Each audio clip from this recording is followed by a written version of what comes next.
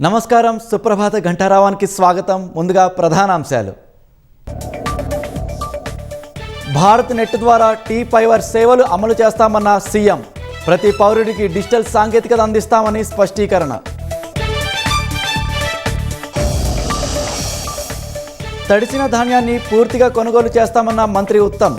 అన్నదాతలు ఎలాంటి ఆందోళన చెందవద్దని భరోసా.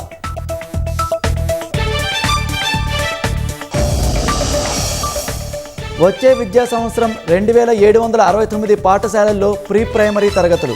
అత్యధికంగా హైదరాబాద్లో 275 చోట్ల యూకేజీ క్లాసులు. బండి భగీరథ్ కేసులో కొనసాగుతున్న పోలీసుల దర్యాప్తు. తొలి రోజు కస్టడీలో ఫామ్ హౌస్లో క్రైమ్ సీన్ రీకన్స్ట్రక్షన్.